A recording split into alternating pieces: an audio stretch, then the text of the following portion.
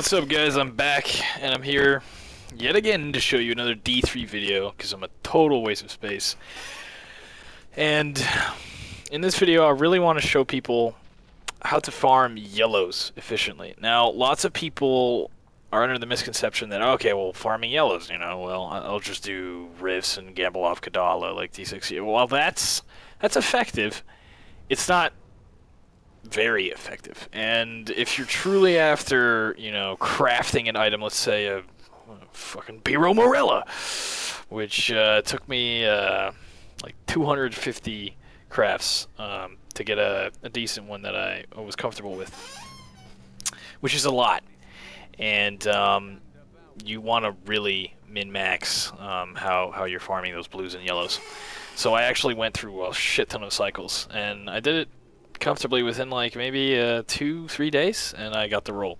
So I'm going to show you here my methodology as well as the gear setup. I'm going to be doing this on Torment 1, and the reason for that is increased drop chance of death breaths is just nice, and besides my gear, like, again, I'm pretty well geared, so I don't lose speed by fighting higher damage monsters too much.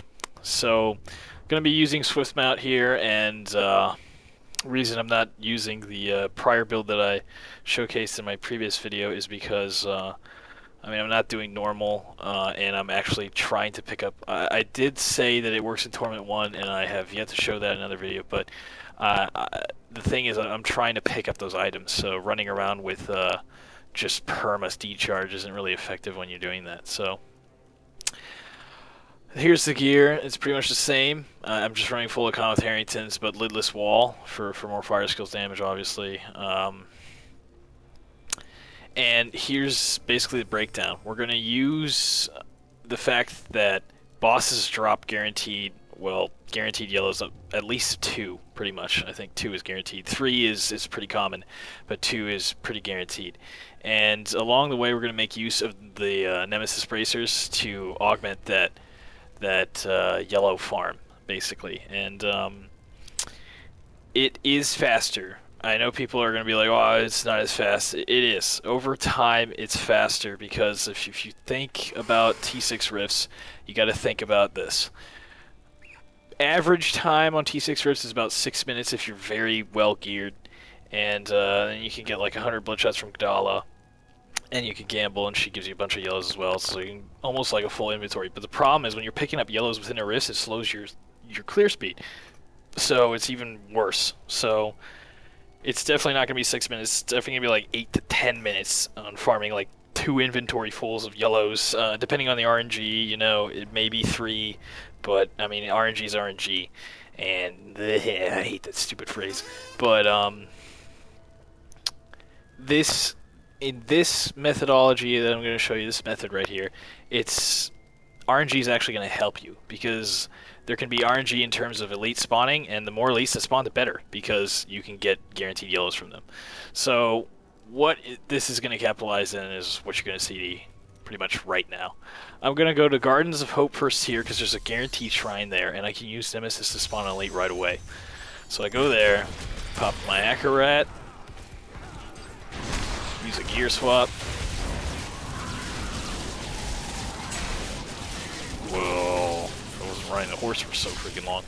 Alright, so got the Death's Breath, got the yellow, and I'm just going to move straight to Rakanoth because he's really close by. Really easy boss to clear, and Swift Mount makes this a freaking joke. And there's also another shrine here, usually, that spawns, so you can get another elite. And it's pretty common that the shrine will spawn, actually, so you get another yellow right there. Moving on to Rakanoth. Of course, in adventure mode, there's no freaking cutscenes, which is great.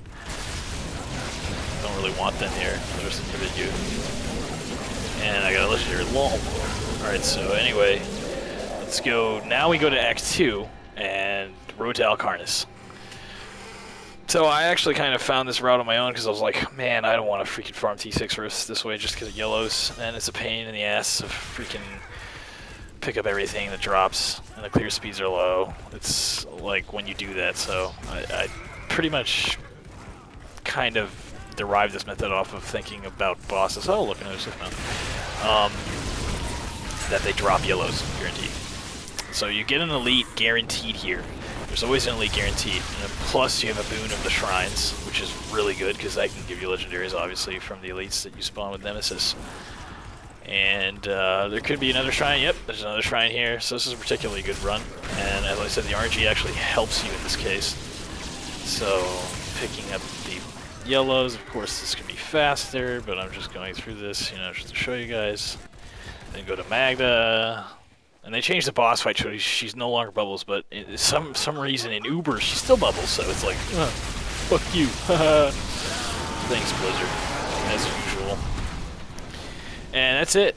So let's check that. It's a pretty good amount of yellows that I got, and then you just rinse and repeat, and good amount of yellows. I'm telling you, it's not bad. So and then you just obviously salvage, and in accordance with this, obviously, need blues. The reason I did this for yellows is because blues are kind of easier to get, to be honest. There's a well-known method out there, and this is the one I use for performing blues. I guess I'll showcase it here really quickly. And let me just hop on my barb to do so, because he has his quest. This really has to be done within campaign, so if you don't have campaign finished, it's probably in your best interest to do it, because there's definitely optimums that you can get from there. And so let's get on my barb, who's just shelved, sadly, just staring at me like, why? Why did you desert me? Well, ask Blizzard. And I need some boots here. My weapons could be actually optimal. Like, this is pretty crap that I'm using these weapons right now. I should be really using a Thunder Fury. Here's the build I use for the barb in order to do this fast. And Wrath of Berserker for the move speed. Threatening Shout with Rochelle's Ring of Larceny. Warcry Charge with the Shalonyx Chain. So I do maximize movement speed. And the route for blues is probably what you've seen before. I'm just showing here for completeness. I didn't make this one. I give them all the credit to the guy that first posted this or whatever. But you use the Scoundrel Quest, which you don't want to complete ever, and you just keep rinsing and again and again and again. So you have the dialogue and more dialogue. I'm not used to all this dialogue, and there's lots of chests in the area that give blues. And then you use the Rochelle Ring to move really fast, like Super Saiyan fast. Another chest here. Get them blues. The great thing about blues is that you get like 2 to 3 arcane dust depending on the item. And some more chests here. That one didn't drop a blue, unfortunate. And yeah, now you go back, and then you make use of another waypoint for the abandoned siege camp.